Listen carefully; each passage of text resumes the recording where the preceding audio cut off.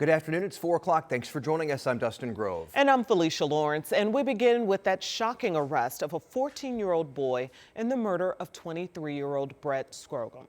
A week ago today, Scrogum was shot and killed in a downtown parking garage in what the mayor is describing a random act of violence.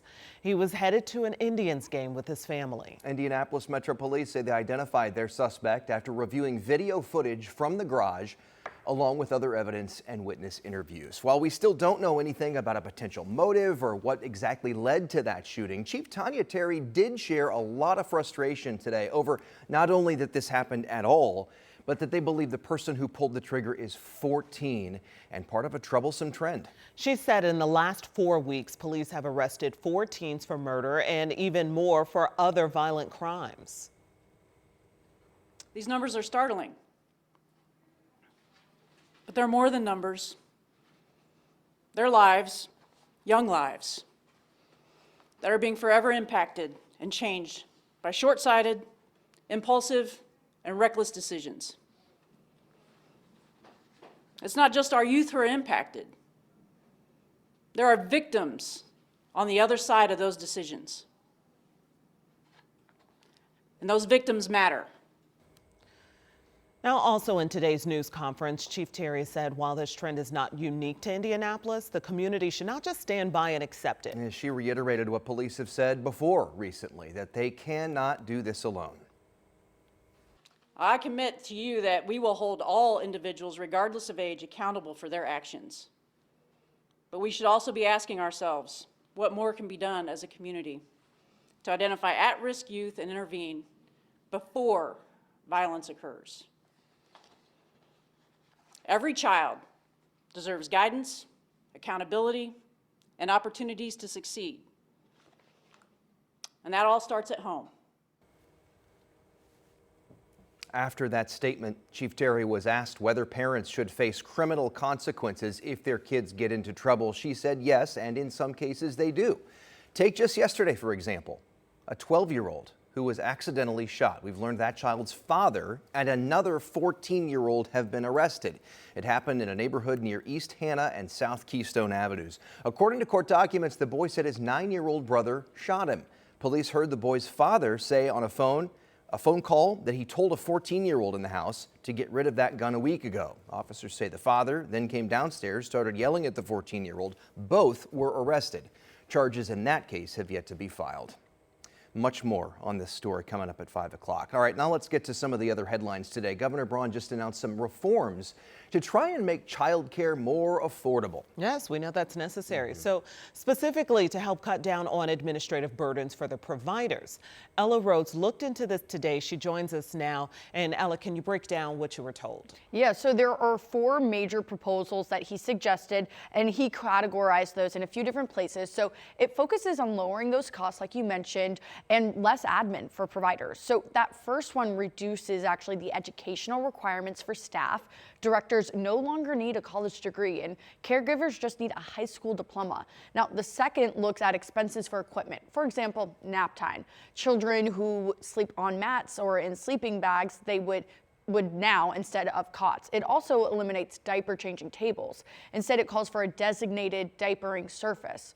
One recommendation allows for student assistants and volunteers to count towards supervision ratios. Another change allows children to bring in lunches. It also reduces record-keeping requirements. Lastly, it aligns administrative rules with federal requirements. Corey Kearns, a senior childhood education consultant, worries these changes would negatively impact children from receiving high-quality education and care. Reducing regulations alone is not going to solve the current issues of what's going on in childcare. It needs to be aligned. I would invite Governor Braun to come into a classroom and do what these teachers do every day. Qualifications matter.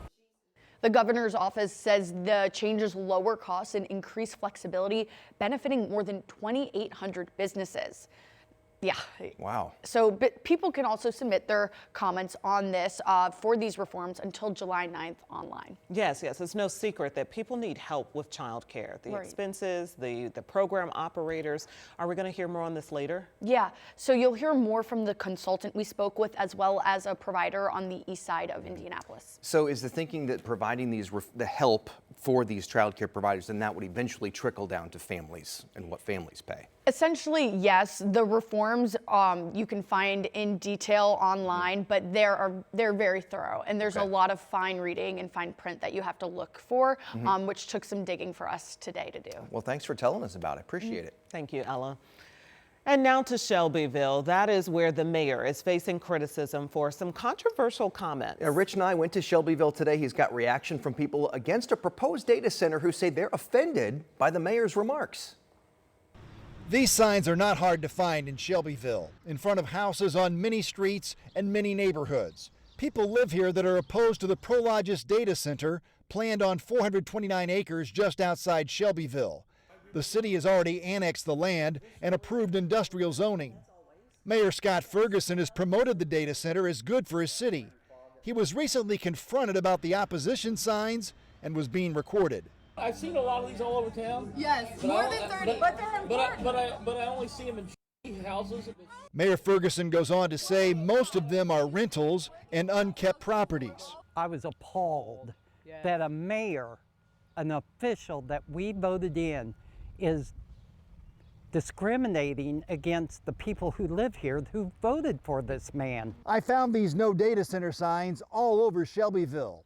And quite frankly, there's no way you'd call many of these houses what the mayor called them. The mayor declined an on-camera interview, but his office provided this statement. The mayor regrets that his choice of words may have caused offense. His comments were intended to reference property maintenance and not the character, value, or importance of any resident, homeowner, or renter in our community. In Shelbyville, Rich Knight, 13 News. Well, let's switch gears and look at the forecast, because one of the things you may have noticed today is that the humidity has started to climb just a little bit. It's still relatively comfortable. Temperatures are in the 80s for the most part, and Indy's actually one of the cooler spots right now at 80 degrees. Humidity starting to climb just a little bit, but we've got the south wind. And as long as we have that south or southwest wind in place, it's going to continue to bring in more moisture. It's also going to heat up our forecast over the next several days or so. 80 for Indy, but low to mid 80s depending upon where you are. Very comfortable for this evening, and not anticipating any rain showers for your evening forecast. Just some of those mid-level and high clouds that have been with us really the last week or so. Farther to the west, though, it's much more active. This is what will eventually move our way. We've got about 2 days, though, before that arrives. So in the short term, next few hours, we expect the temperatures to stay very, very mild. Even through this evening, they'll stay in the 70s. Overnight lows, because the humidity is going up, the low temperatures are going up. 64 for tonight, and looking ahead to tomorrow, very similar to today, maybe a little bit more warmer and a little bit more humid. That means rain is on the way. I'll show you when coming up. All right, we'll see you then, Rob. Thank you. People in Marion County may be asked to approve a tax hike later this year to help schools, but the group behind it wants to know what you think first. So the new Indianapolis Public Education Corporation is holding a meeting about it tonight at 6. Jenna Webster joins us now to explain what all of this is about. And one of the questions that you're getting is, how much should taxpayers be asked to pay in this? Yeah, that's kind of the big question that they're going to be looking at, because right now there's suggestions of rates anywhere from 19 cents to 55 cents per the $100 of the assessed value of your home. That's kind of the rates that they're looking at. They might choose something in between there if they do decide to do this referendum at all. So here's kind of a breakdown of what that would look like. At 19 cents, a homeowner with a $200,000 home value would pay $169 a year in taxes. Right in the middle, 39 cents, the bill is $346. And on the high end, that 55 cents would add $475 a year. The current referendum was passed in 2019 and costs 19 cents per $100. That is set to expire this year. IPEC is tasked with stabilizing district funding. Indianapolis Public Schools is already making $24 million in cuts for next school year, and they say they're facing a $40 million cash deficit after last year's property tax relief is leaving schools with less money than they would have collected. The expiring referendum benefits IPS and IPS Innovation Network schools, but A new referendum would include all charter schools within the district. So that's why IPEC could end up seeking a higher referendum than the current 19 cents. So that public listening session, if you want to attend, that's going to be tonight from 6 to 8 at Arsenal Technical High School. When will they make a decision as far as whether they're going to do this referendum or not? There's Do a we know? June 22nd meeting, and I think we're expecting that they could make that decision then. Okay, well, a good chance to get out and get some more information on this. And thank you for helping us with the math A breakdown. lot of numbers to break down. Thank you. Giving us an idea what that looks like, Jenna.